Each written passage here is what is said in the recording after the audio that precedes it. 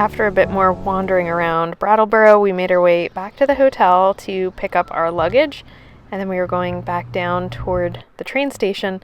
We really wanted to make sure that we gave ourselves plenty of time because the train only stops for a couple minutes, so you have to be ready and waiting so that you can hop on. They are very particular about staying on schedule. Since the museum took over the upstairs portion of this building, the actual functioning train station for Brattleboro is just that little door right there. Not much to look at, just a small indoor waiting area and a bathroom. We were getting back onto the Vermonter, the same train we were on yesterday, and we were going to make our way up to Burlington.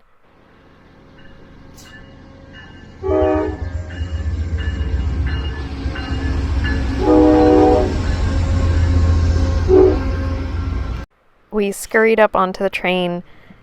Some of the smaller train stations like this one don't have a platform, so you have to go up the stairs to get onto the train, and carrying our bags, that was a bit tricky, but it was not nearly as crowded as the train was when we were down toward Philadelphia, so we easily got seats next to each other. Hey folks, next station stop bus heading to be Randolph, Vermont. Exit registered by member of the group.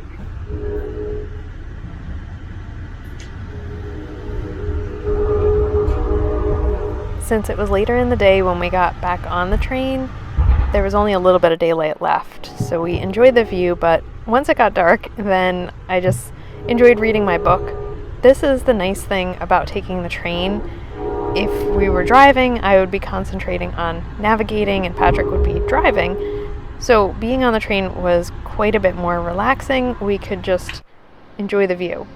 It is definitely colder here. I feel the temperature difference. And hopefully we can get an Uber because it's about 15 minutes to the hotel.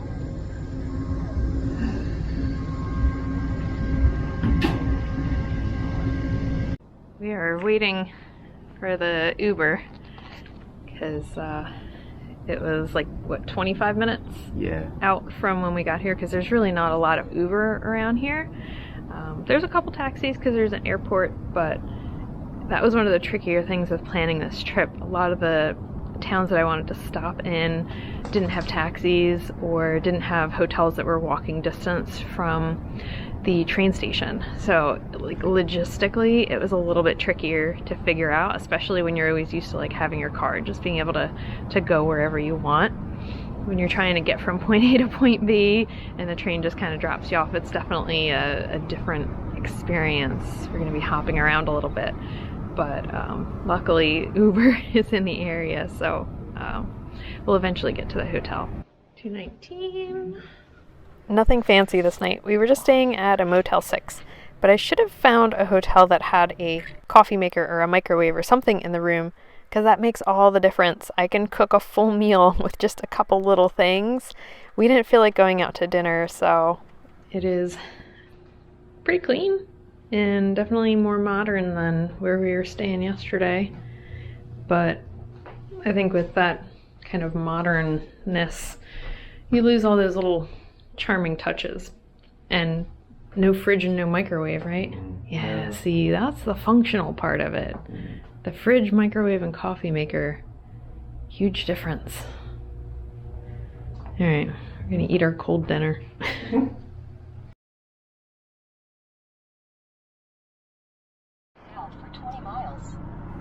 We took an Uber over to get our rental car, and then we were mobile. This is the type of travel that we are much more used to. Since we had to make our way up to Smugglers Notch for the wedding tomorrow, we were going to take the scenic route and try to stop at some of the cute, historic little towns that are dotted all over Vermont that you always hear so much about. 1310, I'm okay. Exit the traffic circle onto North Main Street. In a quarter mile, turn left onto Stowe Street. I think this is just taking us downtown. Okay. Yeah. Take a look-see. This was the very end of September and the start of leaf peeping season, which is one of the high seasons in Vermont. And we could tell the car rental was pretty pricey. It was hard to find accommodations, and they were also higher on the budget. and we had to go out to eat a lot. So this was not the most budget-friendly trip we've ever done. Take the next left onto Stowe Street, then you'll arrive at your destination. It was just taking us to like downtown, so it's been an eventful morning already. We checked out of our hotel, we got breakfast, grabbed an Uber, went over to pick up the rental car, and now I feel like we're kind of hitting our normal stride with traveling, because this is what we normally do. When you have the car, you can just get around places better. So we're on our way from outside of Burlington up to Smugglers Notch, but on the way we are stopping at a couple towns on the way. This is actually one of the towns that has a train stop, but we didn't come here to stay because we couldn't get a rental car here, so that's why we continued up to Burlington. But we are at the Waterbury Village Historic District, and it looks very cute. Luckily we're here on a Friday, so it's a little busy, but it's not terrible. We actually didn't have too hard of a time finding parking, so we're gonna go walk around. It took us a couple minutes to figure out how to use the app to pay for the parking. You know you're in a touristy area when you have to pay for parking. Even the Kia Soul has snow tires on it. Does it have snow tires? Everybody does. Yeah. Yeah, you see a lot of roof racks. Yeah. A lot of very capable vehicles, well, except for our friend here with the Corvette. Probably goes in the garage in the winter.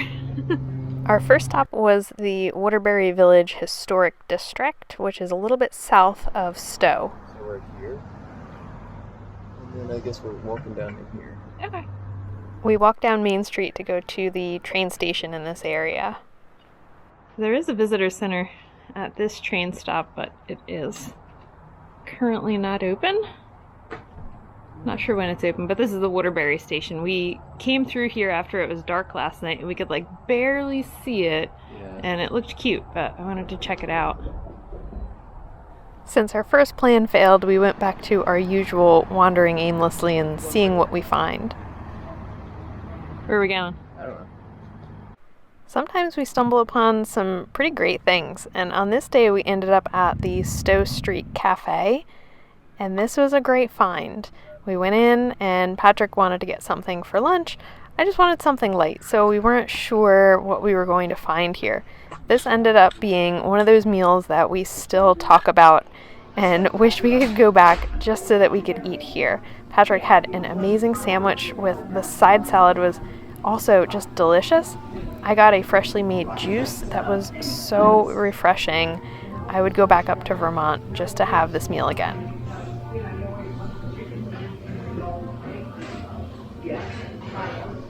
Then it was back into the rental car and heading north. The next town that we were going to go through was Stowe, Vermont. And this is one that you always hear a lot about. So we were looking forward to seeing what all of the hype was about. This was just the very beginning of the leaf season. You can see just a bit of color in the trees, but it was still the start of high season, and we were about to find that out. Making a left out of here is going to be a nightmare. Yes, I agree. You want to keep going? Yeah. Okay. Try and find this health store. Right. Just put in like a Stowe supermarket or something. Okay. Traffic. There was so much traffic in downtown Stowe that we decided not to stop, and we just kept heading north towards Smugglers Notch. I think it's bad like near us. I was just thinking, we get mad at shore traffic, they get mad at leaf season traffic. I understand. Yeah, this is very annoying if you live here. They have like smaller roads than we do. Parking. Yeah. It's worse. It's like a more concentrated town.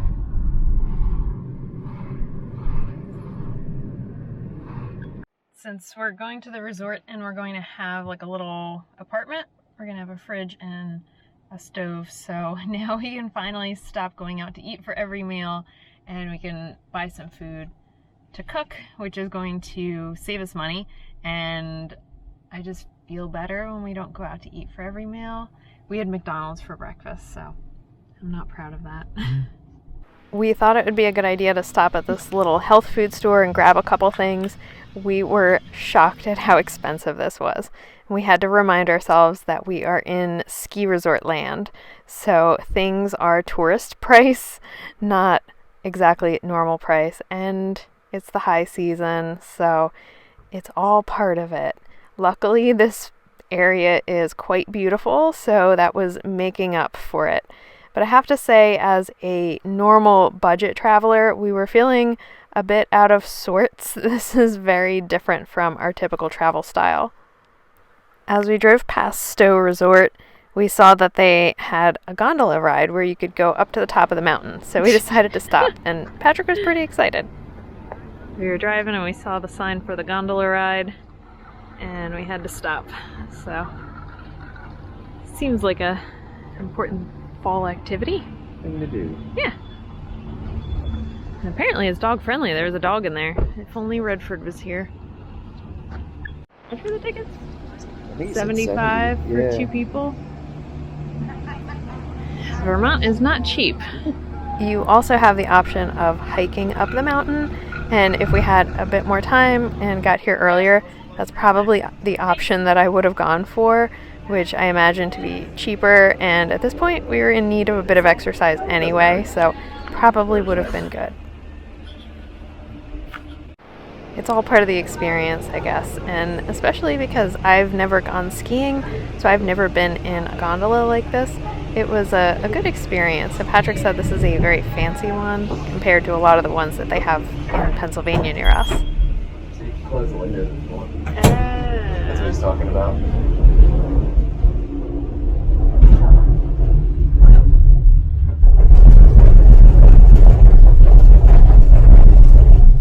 I had to get both. Well, I'm not going back yet, but pretty cool. It's a little weird. Yeah. This is my first time in a ski lift. I mean, the view's nice, but it's just a little, I don't know, if you don't like heights, Yeah. it's unnerving. I just wish the windows weren't so dirty and scratched up. It was very hard to get good footage of the views because of the windows. Oh yeah, we can like get out and walk around. That's pretty neat.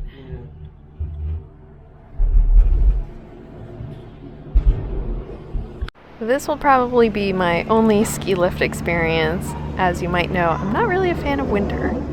Here. You can bring your dog. I know, that's so neat. We'll come back with Red.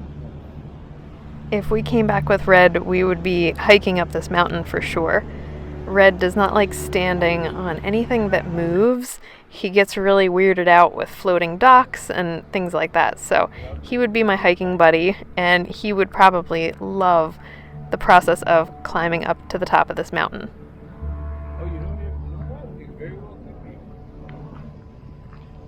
We just walked over to the side.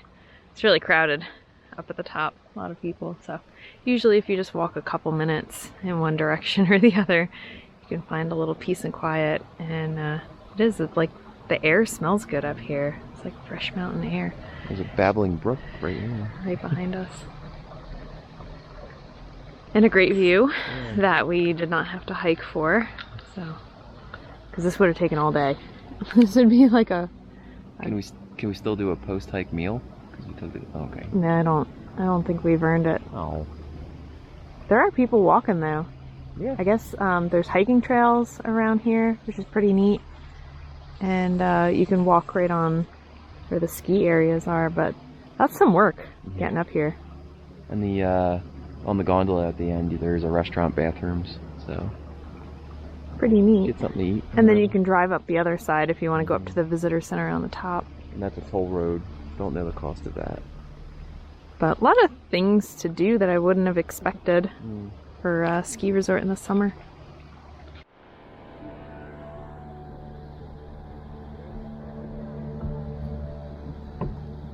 So Mount Lafayette, I hiked that. If you saw our honeymoon trip, we had a view of these mountains from the other side when we were in Maine, and then we were hiking right in that area when we went into New Hampshire. So it was very neat to see this from the other side, from Vermont, especially because Vermont was the one state that we had to cut out of that trip.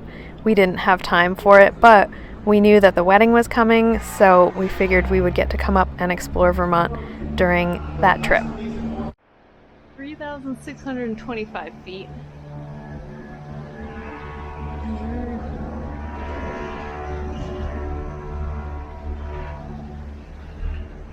That's a lot of trails. Yeah. We got back onto the lift, but this time we were getting the unique perspective of taking it down the mountain.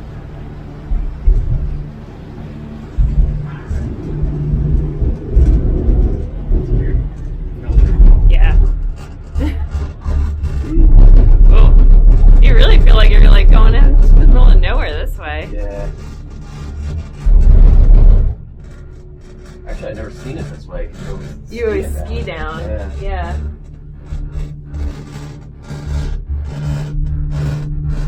I think we actually came at a good time. Yeah. It was pretty late in the day. They were closing soon, so there weren't that many people left, and it was still early in the leaf peeping season, so it probably wasn't at peak busyness. So it was probably a good time for us.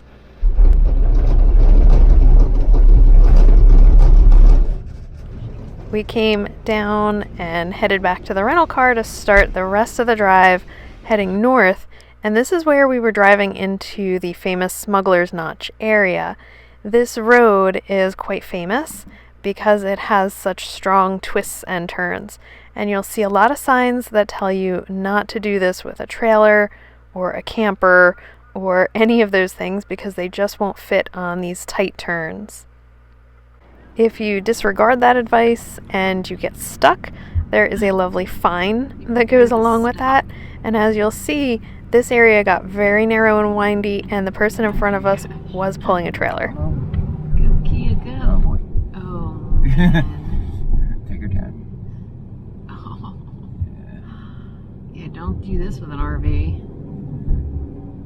Yeah, if you took the wrong... Well, it does warn you a million times. And it has like the drainage ditch on the side. In Shenandoah, they have the same thing, and people always go off the side of the road and end up stuck in the drainage ditch.